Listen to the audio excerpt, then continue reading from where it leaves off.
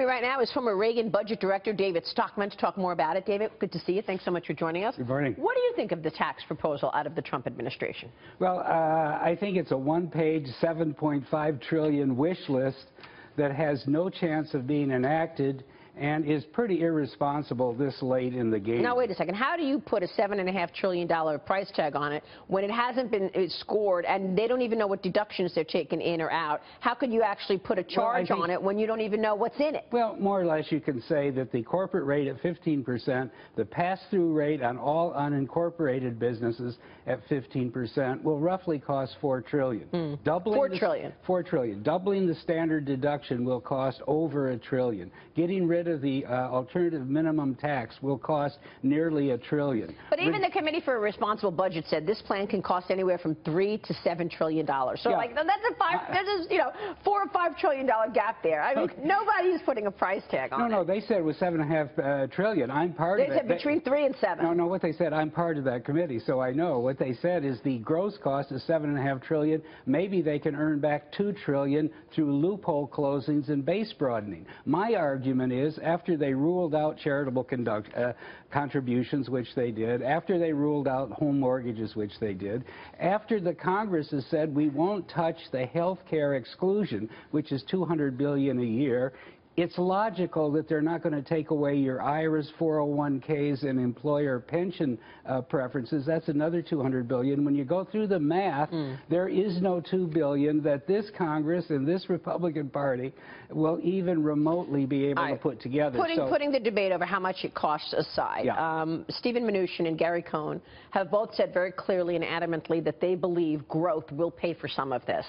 You say? Well, growth always helps, but what they're failing to realize, what I learned in the 1980s, is there's more growth built in to the baseline forecast, rosy scenario from the CBO, than you're ever going to achieve in the real world, even with tax reduction. Rosy scenario, which is the current 10-year baseline, assumes 30% more nominal GDP and wage growth per year than we've actually had in the last 10 years.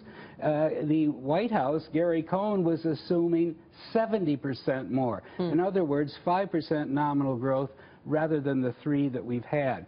So I say we'll be lucky to get what's already there. We need to have tax reform, but you're going to have to pay for it, and you're going to have to get a majority coalition to support it, and I don't see where that comes from. What about paying for part of this in another part of the economic policy from the Trump administration? Because this debate over a border adjustment tax, most people will say it's not going to be there. We're not going to get the votes. You're not going to be able to raise revenue within this tax plan, but maybe we'll do a reciprocal tax or an import tax in the trade portion of the economic story. Well, I think you either need a BTA, a BAT, border adjustment tax. Well, that's not making it in the tax plan. Or a VAT. You've got to have a major new revenue in the source tax plan. In the tax plan, or sweeping entitlement reforms, which I would say is the first choice, but Trump has taken them off the table. Now, we have to look at the numbers. There's $10 trillion of new deficits built in over the next 10 years under current policy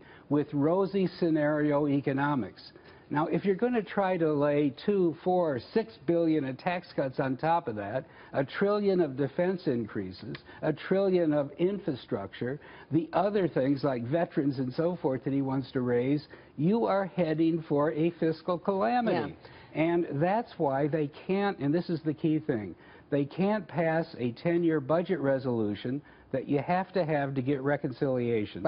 And without reconciliation, there's no tax bill. They don't get votes. And without a tax bill, Wall Street is stranded high and dry. So explain that, David, because in terms of doing it during reconciliation, when you only need the 51 votes, what's the promise that you make? That you can't add to the debt after 10 years? That's basically true. Now, they could. You have to plan that there's no addition to the debt after 10 years, but you could swallow the debt for the first 10 years. Well, you could if you could pass it, but my point is that you have to pass the resolution first, and that means you would have to get the Freedom Caucus, the conservative Republicans, the Republican Study Group in the House to vote for a 10 to 15 trillion increase in the national debt over the next 10 years.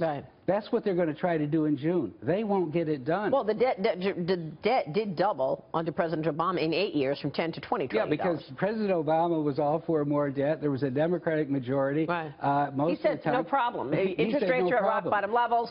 Bring on the debt. But this is a new world. Yeah. The sheriff in town is the Freedom Caucus. We learned that on Obamacare repeal and replace. Absolutely. I think that's wonderful.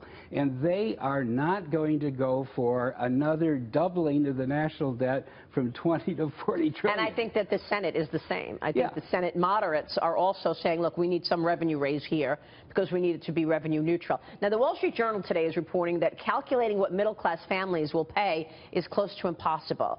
I want to get your take on this because the president's tax plan has not provided details for personal exemptions or the size of the tax brackets. They want to cut the number of brackets from 7 to 3 to make it simpler. What do you think about this? We don't know what the cutoff, though, in terms of who's going to make 25%, who's going to pay 35%, who's going to pay 10%. I think the individual tax cut is a mistake. It's today a rich man's tax. It's not like 1981. We have indexing. There's no bracket creep. Today, 6 million tax filers out of 150 million pay half the income tax, and about 20% of them pay 75. If you take the bottom 110 million tax filers, they pay less than 10% of the income tax. So we're at a point today where we should be cutting what people pay. That's the payroll tax. Yeah. 160 million people pay that, 15% employer-employee. That's the job killer, and that's the take-home pay killer, and they're barking up the wrong tree. So where should they be barking then? The corporate rate? The corporate rate, we should get rid of the corporate tax. It's a stupid tax. It can't be collected in this world of mobile capital and technology, and they move the accounting structures. So you ought to get rid of that. You ought to put in place a consumption tax or a value-added tax. And but that hits everybody. Yes, and that's what it's intended to use it to pay for a sweeping payroll tax reduction that would put money in the pay envelope of the worker in Indiana and Wisconsin and Western Pennsylvania and so forth who voted for Trump. It looks like the corporate tax rate is not going away, obviously. The president came out with this idea of 15%, but what I'm hearing is that Congress is much more around 20%. They're closer to 20, and it could even be 25%, by the way, but I suspect they agree to 22%. I think you might be right about that, and it's a step forward. I would support that. It's not going to, fire up the economy in some great leaps of growth. Well, it is way down from 35. Yeah, but the actual average tax paid today, effective tax, is 22 or 23%, and the Fortune 500 or the S&P companies pay about 13%, and most of them don't pay any. It won't be that once they take away all the deductions. It won't be 20. They won't be able to take away any of the deductions.